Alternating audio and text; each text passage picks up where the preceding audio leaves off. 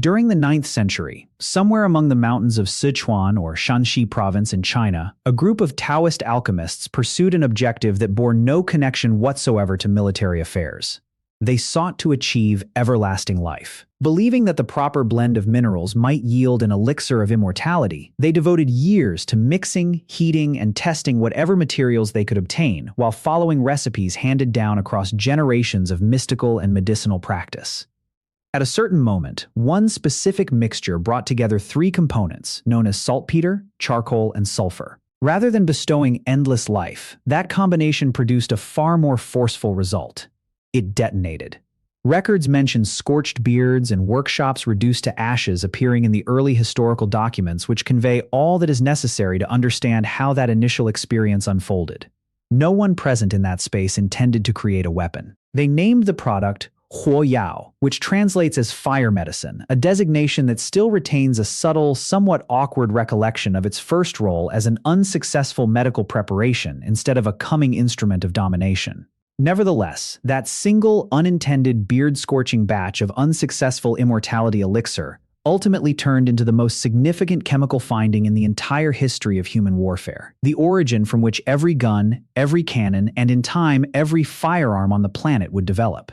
How then did people progress from an unsuccessful mixture in a Taoist alchemy workshop to the firearm? The path leads through bamboo tubes fastened to spears, a siege that demonstrated the new technology truly functioned, several hundred years of deliberate improvement, and a gradual, continuous movement of information across a whole continent that in the end altered the distribution of power on every occupied landmass on Earth. Begin with a description of what that initial gunpowder blend actually consisted of in the most basic terms, since grasping the fundamental chemistry clarifies why all subsequent events occurred as they did.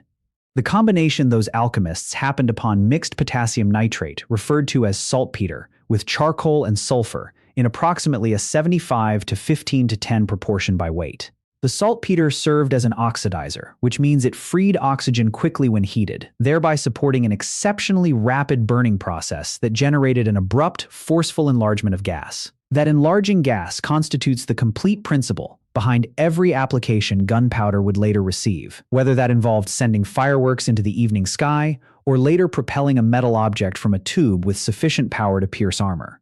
In its first recorded applications, gunpowder received no military use at all. It served for fireworks, smoke signals, and festival displays, precisely the sort of festive ornamental employment one would anticipate from a substance first found by monks seeking immortality, rather than by military specialists seeking combat superiority. Across many generations, common people throughout China met this material mainly as entertainment instead of danger, illuminating festivals and religious rites with flashes of color and sound that related in no way to fighting. That situation altered once military leaders during the Song Dynasty examined what this unstable new material could truly accomplish. Between the 10th and 12th centuries, Chinese technicians created an item known as the huoyao, or fire lance, and the construction was truly as basic as a weapon might be. Obtain a section of bamboo, attach it securely to the tip of a spear, fill the tube with gunpowder, and ignite it during close fighting. The outcome was a pole weapon that ejected flame and burning fragments straight at anyone within reach, converting a standard spear into something far more frightening to confront in hand-to-hand combat. Defenders employed fire lances at the siege of Da'an in 1132 against assaulting troops scaling their fortifications, and according to every report, the device performed precisely as planned, burning and confusing attackers in a manner ordinary spears could never equal. The mental impact by itself proved substantial. Fighters who had devoted their whole lives to training with swords and spears suddenly confronted an opponent able to project fire itself, and that form of surprise frequently counted as heavily on a medieval field of battle as the genuine physical harm caused. After gunpowder had shown its value in real fighting, the rate of development increased rapidly, and each following enhancement took a rather logical, nearly self-evident next stage from whatever preceded it. Creators of fire lances started packing pellets and pieces of pottery into the bamboo tubes, together with the gunpowder, changing a device that merely generated flame into one that also projected small objects outward with genuine power. This represented a truly major conceptual advance, because it altered the weapon purpose from pure intimidation and burning toward actual physical penetrating wounds delivered from a distance. That basic idea underlies every firearm that would later appear. The following major restriction involved the bamboo itself, which simply could not withstand the force that stronger gunpowder loads produced without cracking or exploding in the hands of the user, sometimes harming the very fighter holding it. When Chinese artisans discovered how to cast bronze tubes sturdy enough to hold that force safely, the hand cannon came into existence, a device that employed the expanding gas from gunpowder burning to propel a single solid object with far greater power and far greater distance than any bamboo fire lance ever managed. By the 13th century, metal-barreled hand cannons already saw regular employment throughout China, marking a true technological advance in both dependability and performance compared with the prior bamboo-based devices. Chinese technicians also enlarged the same fundamental idea, producing instruments with designations such as the thunderclap bomb and the heaven-shaking cannon, weapons able to create truly powerful explosions on a field of battle, and to destroy fortified sites that had earlier appeared impregnable. When the Mongols attacked China in the 1200s, they met these gunpowder devices directly during sieges such as the noted defense of Kaifeng in 1232, and the encounter left a durable mark. Instead of merely suffering defeat from the new technology, the Mongols took it in. And after they had subdued China and founded the Yuan dynasty, they transported gunpowder arms with them as they advanced westward into fresh conquests across Asia and toward the Islamic regions. This constitutes truly one of history's more significant and less recognized technology movements, because Mongol military operations acted almost as an unintended distribution network, transporting gunpowder information across vast distances much more rapidly than trading caravans or diplomatic contacts ever could have achieved alone, dispersing a Chinese creation across the width of Eurasia within only a few generations. It is also important to observe that gunpowder arms did not advance along one single direct path during this time. Beside hand cannons and fire lances, Chinese military technicians also created rockets and fire arrows, gunpowder-driven projectiles that saw employment not only in China, but later in Korea and India as well, moving along distinct, yet intersecting paths from the hand cannon's own westward journey. These rocket devices never completely vanished the way the fire lance eventually did once genuine guns developed. Rather, they continued as a separate line of gunpowder technology, one that would reappear hundreds of years afterward in European fighting, and still later in the first forerunners of contemporary military and space rocketry. The account of gunpowder, therefore, does not lead solely to the gun. It divides with one route proceeding toward the firearm, and a completely distinct route proceeding toward the rocket, both originating in the same unintended finding made by alchemists who desired no connection with either result. From that point, gunpowder technology moved outward, along several concurrent intersecting paths at once, arriving in the Islamic world and later Europe through a mixture of military encounters, commerce, and the wider surge of intercultural contact that marked the 13th and 14th centuries. Scholars examining this era identify a wider tendency worth recognizing. Gunpowder was not the sole major Chinese creation traveling westward during this period. Paper printing and the magnetic compass all followed the same general paths during approximately the same span of centuries, part of a far greater stream of technology and information flowing from east to west long before anyone invented the expression globalization. Certain scholars have observed that early European cannons display such a near structural similarity to Chinese models that a direct passage of knowledge appears far more likely than separate invention happening to reach nearly the same answers by chance. Once the technology arrived in Europe in the late 13th century, it entered a political and military setting that gunpowder arms would, across the next centuries, thoroughly and lastingly alter, eventually dismantling arrangements of feudal military authority that had endured for hundreds of years.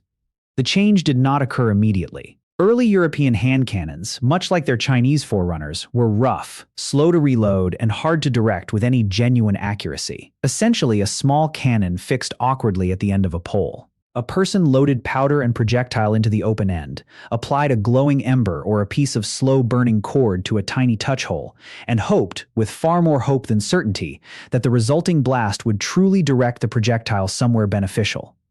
Yet even in this basic shape, the weapon held a mental and practical effect that conventional close combat arms simply could not equal. Castle walls that had resisted traditional siege tools for generations started collapsing under cannon fire. Mounted knights, wearing heavy armor, the leading military power throughout medieval Europe for centuries, discovered themselves progressively exposed to a weapon that paid no attention to how much steel a person wore, since sufficient gunpowder-driven force could pierce straight through it in any case. The complete social and military structure constructed around costly, heavily armored horsemen started to shake, because a comparatively inexpensive weapon held by a far less costly trained fighter could now defeat an adversary who had invested a lifetime and a fortune preparing for combat in the conventional manner. This change produced results far past the field of battle itself, remaking the very structure of European warfare. As cannons became steadily stronger and progressively more successful against upright stone walls, traditional castle construction, built around high, thin walls intended to repel climbing attackers and arrows, grew dangerously outdated almost at once in historical terms. Military technicians reacted by creating the Star Fort and the Bastion, lower-angled, thickly strengthened defenses, specifically planned to turn aside and absorb cannon fire rather than merely remaining high and hoping for a favorable outcome. The medieval castle, an architectural type that had controlled European scenery for centuries, was slowly substituted by constructions that resembled it almost not at all due to a weapon that had begun half a world distant in the possession of monks seeking immortality. The next truly major advance arrived in the late 15th century with the creation of the matchlock mechanism. And this one improvement is what at last converted gunpowder arms from awkward curiosities into the foundation of organized infantry combat throughout the continent. The basic difficulty with earlier hand cannons was that actually discharging one demanded two hands and substantial coordination. One hand to hold the weapon steady, the other to place a burning ember or cord straight onto the touch hole at precisely the correct instant, all while attempting to aim at a moving target on a disordered field of battle. The matchlock mechanism resolved this neatly by fastening a slow burning cord held in a curved clamp known as a serpentine straight onto the weapon itself. Activating the trigger dropped that already burning cord straight into a small pan of priming powder, setting off the main charge automatically and allowing the shooter to truly grasp and direct the weapon with both hands right until the instant of discharge. This may appear like a minor mechanical adjustment, but it was truly revolutionary because it represented the first mechanical firing arrangement ever used on a small arm, and it permitted, for the first time in history, a single trained fighter to discharge a gunpowder weapon with some genuine measure of directed accuracy, rather than merely aiming roughly in the correct direction and hoping for a favorable result. By the early 15th century, matchlock arquebuses were showing up in increasing quantities throughout Western Europe, especially in Spain, France, and the lands of the Holy Roman Empire, and the weapon expanded quickly from there across the full width of Eurasia. The Ottoman Empire, already familiar with gunpowder arms since the 14th century, integrated matchlocks straight into the elite Janissary Corps that constituted the foundation of Ottoman military strength, employing the weapon to strong advantage in actions such as the Battle of Goa in 1510, together with the Portuguese forces that also depended heavily on matchlock arms during that same era. In 1543, Portuguese merchants brought matchlock technology to Japan, where local gunmakers improved the design so completely that Japanese matchlocks, called Tanegashima, came to be considered among the best-made firearms anywhere on Earth during that time, valued for their accuracy and workmanship even by European viewers. China itself, having begun this whole sequence of development centuries before, finished by taking back an enhanced form of its own original creation, producing matchlock arms known as birding guns, specifically to oppose continuing Mongol raids along its northern border. A truly unusual and appropriate historical circle for a technology that started as an unsuccessful immortality mixture in that same general area. Matchlock muskets eventually grew heavy, powerful enough to require a forked rest merely to hold the barrel while aiming, weighing as much as 25 pounds in certain setups, but able to pierce plate armor at distances that rendered traditional swords and pikes progressively unimportant on an open field of battle. Because reloading and discharging a matchlock demanded substantial time, and because the weapon left the user briefly exposed during that procedure, musketeers ordinarily needed defense from close combat assaults, usually supplied by pikemen positioned next to them. This pairing of pikes and shot came to control European fields of battle from the 16th into the early 17th century, an intricate, carefully arranged tactical arrangement demanding extensive training to coordinate successfully with musketeers discharging from behind or between lines of pikemen in tightly arranged formations. Beyond Europe, many forces that had taken up matchlocks kept their conventional formations rather than creating this same dense, disciplined infantry coordination, lacking either the means or the particular tactical reasons that pushed European forces toward this specific development in organized combined arms combat. The matchlock possessed one clear, ongoing shortcoming that everyone employing it recognized at once. It needed an open, slow, burning flame at every moment, which rendered it almost worthless in damp conditions, revealed a fighter position in darkness, and demanded continuous care of burning cord even when nothing occurred on the field of battle at all. The answer appeared slowly through several intermediate stages worth grasping. The wheel lock, created in the early 16th century, employed a spring-loaded wheel, rotating rapidly against a piece of pyrite to produce sparks, removing the requirement for a constantly burning match completely. This rendered wheel locks far more useful for cavalry, who required a weapon they could transport loaded and prepared without managing an open flame while mounted. And German mercenaries, together with English cavalry units, became especially linked with this mechanism during the 16th and early 17th centuries. But wheel locks cost much, and were mechanically intricate to produce, which prevented them from ever completely substituting the less expensive, simpler matchlock among regular infantry, who continued carrying the older, more economical design well into the next century, even as richer cavalrymen rode with the more advanced option. The genuine advance arrived with the flintlock, generally attributed to French gunsmith Marine Le Bourgeois, who created the mechanism in its identifiable modern shape around 1610 to 1615. The flintlock employed a spring-loaded hammer holding a piece of flint which hit a steel surface called a frizzen to produce sparks straight into the priming pan, setting off the charge. It operated more quickly than a matchlock, far more dependably in bad weather, and needed no open flame to keep at all, which also meant fighters no longer revealed their location in the dark simply by transporting a lit weapon. By the 1630s, the flintlock mechanism had expanded rapidly throughout Europe, with the Dutch States Army among the earliest to officially accept it as a standard-issue infantry weapon.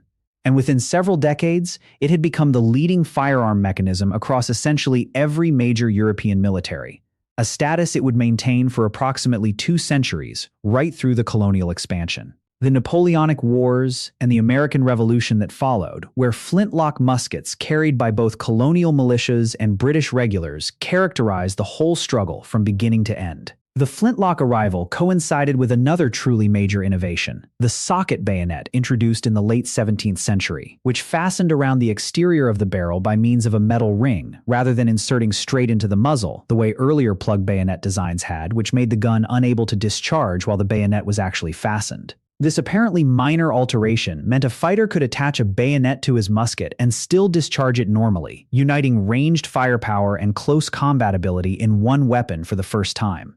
The practical result was huge. Armies no longer required dedicated pikemen standing next to their musketeers for defense, since every fighter carrying a flintlock and bayonet could now operate as both shooter and spearman, depending on what the situation demanded. This single combined advance, sometimes termed the infantry revolution, simplified training, simplified supply arrangements, and fundamentally remade how European armies arranged themselves on the field of battle, allowing regiments to become more adaptable and able to engage opponents at distance or in close combat without needing to rearrange completely between the two styles of fighting. The bayonet charge also held its own particular mental force on the field of battle, since the view of an advancing line of fighters with fixed bayonets frequently shattered enemy spirit before a single shot or thrust ever truly landed. The flintlock, roughly 2-century dominance, finally concluded in the early 19th century with the appearance of the percussion cap system, a small metal cap holding a shock-sensitive chemical compound that ignited immediately when hit by a hammer, removing the need for loose priming powder, flint, and steel completely.